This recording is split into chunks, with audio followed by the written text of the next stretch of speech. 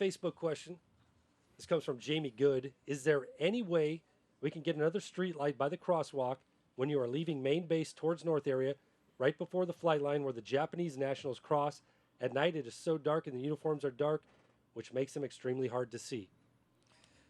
Yeah, Jamie, we're looking at that, and that's one we got to find a balance on. What a lot of people don't realize is around an airfield there are a whole bunch of regulations that dictate construction and obstacles and that sort of thing. And I know it's going to sound kind of wacky because sometimes it sounds wacky to me. That dictate, building new stuff and vertical obstructions in particular. So we've got to look hard, and I'm not saying we can't, but one of the things we've got to consider as we do that is those vertical obstructions that we put up near an airfield. And I know you're going to go, well, we got buildings right next to it and all that stuff, and that's kind of the wacky part that I wonder sometimes. We're going to take a look at it. There are some long-term plans to kind of move some of that parking lot because we recognize from a traffic safety standpoint that is not the best setup. I don't think that's not in the near term. Those are more long-term plans. But we're going to go back and see what we can do about some sort of lighting. Maybe it's not a street light. Maybe it's some sort of spotlight or something or indirect lighting.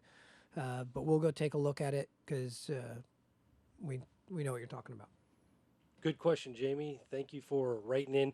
If you guys want your question answered, you can call 226-1575 or 226-3621. You can also post your question up on Facebook or send an email to 35fw.pa@misawa.af.mil. One of the things that goes on is charitable organizations. Air Force Assistance Fund, how is that going this year? The Air Force, go ahead, Chief. You've been involved in all this. I've been watching that quite a bit, and we're doing really well. We started off really, really strong, and we're still going real strong. We've only been into it now, I think, about 3 weeks, I think it is. Maybe we're in our fourth week. Maybe fourth of 6. And as we started off, we really had a high number of participation in there. And as we talked about that in the beginning, it's not just participation, but the amount that we to reach our goal. So we set our goal pretty high. Our goal was $100,000 for the wing or for the base to reach, and I think we've reached that goal, and we're still pushing hard. The key thing about this, and I think it was really important to recognize, is that last year we raised about $85,000 through this program. A little bit less of that went specifically towards Air Force Aid Society. However, at Misawa, $89,000 was used by our airmen for Air Force Aid Society. So we got back a payback of about 160% return on the investment that we put into it. So I think that's important. As our families need the help, we have a relief society that they can go to get that help. The only way that society gets the money and the funding to be able to provide that support to our families is through this fundraiser. So as you're out there, if you haven't heard about it yet, get with your unit POCs.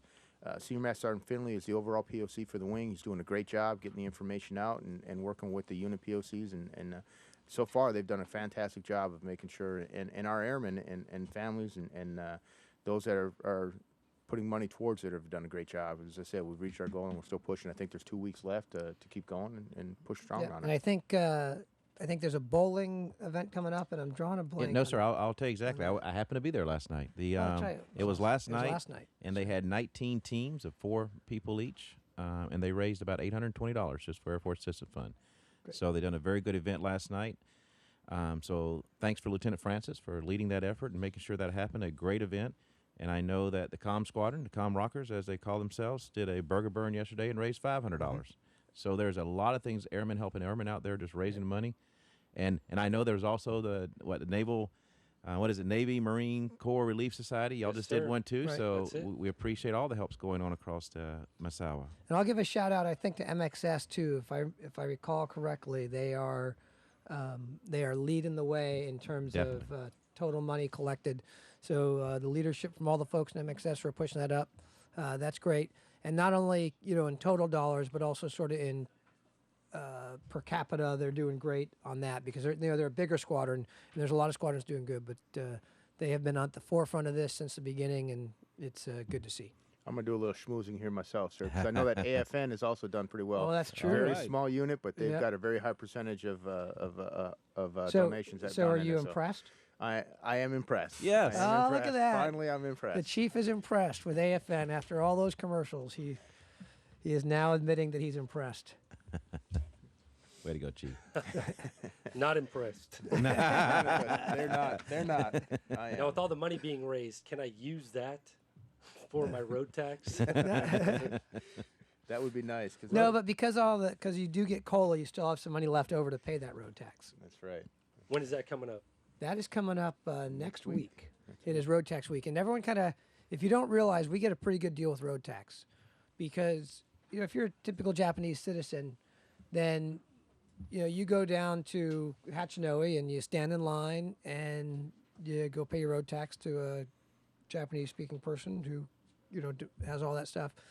But they hook us up and they come up here for the week so that we can do it basically right here on base. And it saves us all a whole lot of time and effort. And so recognize that for the good deal it is, and for the relationships we have with the government in Japan downtown, that they're willing to come take time out of their day to go do that for us. So that's going on all pretty much next week at the Mokoteki. You need to make sure you have all the right forms and make sure you have the right amount of money as you do that. And then I also know that because we've got the exercise going on, there's going to be some flexibility about when you go and show up, is that you will not be turned away if you need to. We'd like you to try to keep as much as you can to the alphabet schedule that's published out there, because that will just sort of help smooth flow it for everybody. But if you've got exercise duties that's going to preclude you from showing up at some time, then just go knock it out. And your payments need to be made in yen as well, so make sure you got yen with you when you go down there. Absolutely. Not cash. Make sure it's yen. Got a couple Facebook questions here, sir. All right. This is from Jessica. Can someone look into put gates on the 800 area playground and or closing off one of the entrances to the park? There are 2 openings, both of which are about 3 to 4 feet from the only street in and out of the neighborhood. Both are at 3-way intersections. It's a lot for drivers to watch out for, and the kids are not usually good about watching for cars. Well, we have an answer to that one. We've got parts on order for that, and so we think they're coming in, and we'll schedule that soon to do exactly just that, Jessica. But you got to make sure you're continuing to watch your kids, because certainly in the meantime and after that, that's part of living in relatively close quarters of where we've got parks and streets and traffic and stuff. And for the drivers, of course, out there watching for kids, not only there, but we've talked about it a little bit in some of the other leadership councils around the schools. We're starting to see some places, especially with some of the construction going on around Solars, and the Med Group is making it a little bit tight. So please watch your driving. Please slow down. Kids don't typically watch, and ironically, it's the high school kids we find out that don't watch as much, because they just assume that you're watching them. The little kids, parents have beat into them pretty well, and then by the time they're junior high school and high school, they're just kind of doing their thing. They got their iPods in and they're not looking. So please do that. But we got that on order, and we hear you, Jessica, and we'll get that cleaned up for you here relatively quickly. It's going to be fixed up for you. Thanks for the question, Jessica. Another Facebook question from Maya. Can we get a dog park over by the 800s?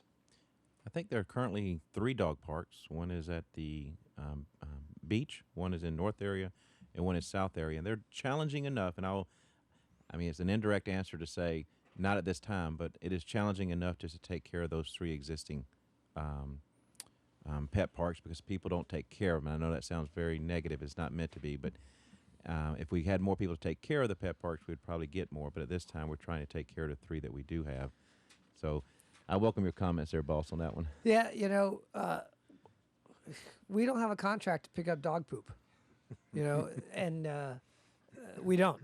And it's a little frustrating, and I know there's a lot of folks in our community who are frustrated too, in that it's great that we have dog parks, but we also need owners to be responsible. And too often, it's a little sad. People are going around, and we had the other day, I think there was some stuff out by Cummings Elementary. Kids stepped in it, tracked it all through Cummings, and that's not sanitary. That's not good for our health.